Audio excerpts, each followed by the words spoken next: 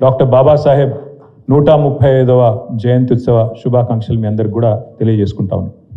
ముందుగా డాక్టర్ బాబాసాహెబ్ గురించి పెద్దలు చెప్పిన అన్ని విషయాలతో ఏకీభవిస్తూ ఒక రెండు విషయాలు వారి గురించి నాకు తెలిసినవి, నేను అధ్యయనం చేసినవి మీ ముందు పెట్టాలనుకుంటాను. మొన్న చెన్నైలో తమిళనాడు ముఖ్యమంత్రి ఎంకే స్టాలిన్ గారు ఈ దక్షిణాది రాష్ట్రాలకు, ముఖ్యంగా ఈ దేశంలో చాలా ప్రోగ్రెసివ్గా ముందుకు పోతున్న రాష్ట్రాలకు కేంద్ర ప్రభుత్వ వైఖరి వల్ల ఇప్పుడు ఏదైతే డీలిమిటేషన్ అని చెప్పి మన గొంతు కోసే ప్రయత్నం చేస్తున్నారో, గొంతు నొక్కే ప్రయత్నం చేస్తున్నారో, దానికి సంబంధించి ఒక సమావేశం పెడుతున్నాం, మీరు మీ పార్టీ తరఫున మరి ప్రతినిధులను పంపండి అని మన పార్టీ అధ్యక్షులు పెద్దలు కేసీఆర్ గారికి వారికి ఉత్తరం రాయడం జరిగింది. సరే, కేసీఆర్ గారు నాతో పాటు వర్కింగ్ ప్రెసిడెంట్గా నాతో పాటు మన రాజ్యసభ సభ్యులందరినీ కూడా ఆ సమావేశానికి హాజరుగమని చెప్పి మమ్మల్ని పంపించడం జరిగింది. ఆ క్రమంలో ఈ డీలిమిటేషన్ గురించి కొంత అధ్యయనం చేస్తూ ఉంటుంది. ఏం మాట్లాడాలా, ఏం చెప్పాలా, ఏం చెప్తే బాగుంటుంది అని చదువుతున్నప్పుడు నేను అనుకోకుండా ఆనాడు రాజ్యాంగం రాసే క్రమంలో, రాజ్యాంగాన్ని రూపొందించే క్రమంలో భారతరత్న డాక్టర్ బాబాసాహెబ్ అంబేద్కర్ గారి నేతృత్వంలోని కమిటీ ఏదైతే ఉండేనో, చాలామంది మేధావులతో కూడిన కమిటీ, దానికి చైర్మన్గా డాక్టర్ బాబాసాహెబ్ ఉండే. సో ఆ కమిటీ ప్రతి అంశాన్ని సునిశ్చితంగా లోతుగా పరిశీలిస్తూ ఏం చేయాలి, ఏమేం పొందుపరచాలి, మరి ఎన్నో కోట్లాది మంది ఆశలతో ముడిపడ్డ ఈ దేశం, దేశ భవిష్యత్తు, మరి ఇన్ని రకాల వైవిధ్యాలు ఉన్న దేశం, ఇన్ని భాషలు, ఇన్ని మతాలు, ఇన్ని కులాలు, ఇన్ని ఉపకులాలు, ఇన్ని సంస్కృతులు, ఇన్ని ఉన్న దేశం కాబట్టి దీన్ని ఐక్యంగా ఎట్లుంచాలి, ముందుకు ఎట్లా తీసుకుపోవాలి అని ఆలోచించే క్రమంలో ఆ కాన్స్టిట్యూయెంట్ అసెంబ్లీ డిబేట్స్ అని జరిగినాయి ఆనాడు.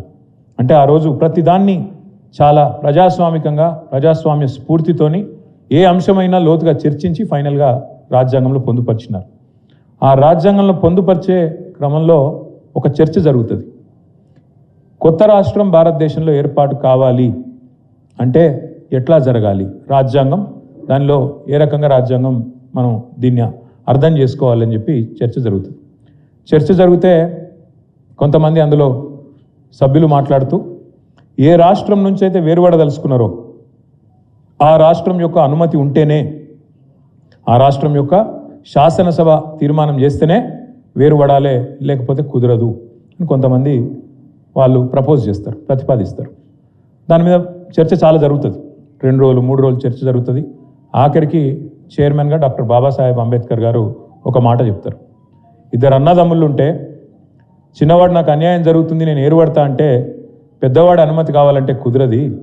మందబలంతో మరి నాకు సంఖ్య ఉంది కదా, నేను పెద్దవాడిని కదా, నాకు శక్తి ఉంది కదా, కాబట్టి నేను చిన్నవాడిని శాశ్వతంగా తొక్కి పెడతా అంటే ఆ చిన్నవాడికి ఎన్నటికి కూడా న్యాయం జరగది.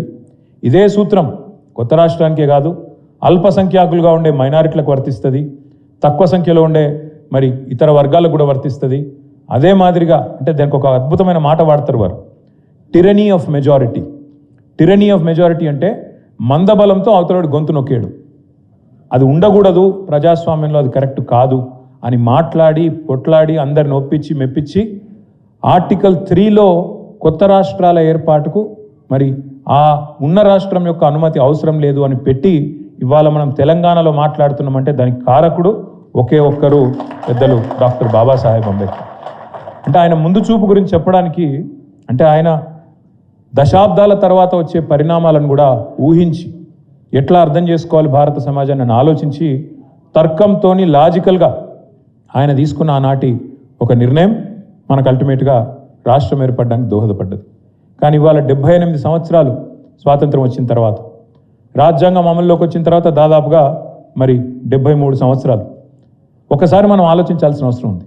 అంటే బాబాసాహెబ్ యొక్క ముందు చూపు, ఆయన ఆలోచన ఎంత గొప్పదంటే, ఆయన నిజంగా చెప్పాలంటే కొంతమంది కేవలం ఆయన కొన్ని వర్గాలకు నాయకుడు, అందులో ముఖ్యంగా ఆయన దళిత జాతిలో పుట్టిండు కాబట్టి, దళిత బిడ్డ కాబట్టి ఆయన దళిత జాతికి మాత్రమే నాయకుడు అన్నట్టుగా కొంతమంది ఆయనని తక్కువ చేసే ప్రయత్నం చేస్తారు. కానీ వాస్తవం ఒక మహాత్మా గాంధీ, ఒక జవహర్లాల్ నెహ్రూ, వారితో పాటు కొట్లాడిన ఇంకా వేలాది లక్షలాది మంది స్వాతంత్ర సమరోద్యమంలో ఎంత కీలక పాత్రని పోషించినరో, స్వాతంత్రానంతరం ఇవాళ ఆధునిక భారతానికి నిజంగా చెప్పాలంటే ఒక అద్భుతమైన పునాదేసిన వారందరి సమకాలికుడు, వారందరితో పాటు ధీటైన నాయకుడు డాక్టర్ బాబాసాహెబ్ అంబేద్కర్ అనడంలో ఎవరికి రెండో ఆలోచన అవసరం లేదు. వాస్తవం అది.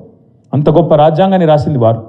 అంత గొప్ప రాజ్యాంగం అని ఎందుకు అంటున్నా అంటే, ఒక్కసారి మీరు ఆలోచించండి. దేశానికి స్వాతంత్రం వచ్చినాడు ఇవాళ చాలామంది తెలిసి తెలియక ఏదో మాట్లాడతారు, ఎప్పుడు దేశం ఇట్లే ఉండే అన్నట్టు మాట్లాడతారు. ఎప్పుడు దేశం ఇదే రూపంలో లేకుండే. ఆనాడు 565 ప్రిన్స్లీ స్టేట్స్ ఇండియాలో, భారతదేశంలో చిన్న చిన్న టుకుడాలు.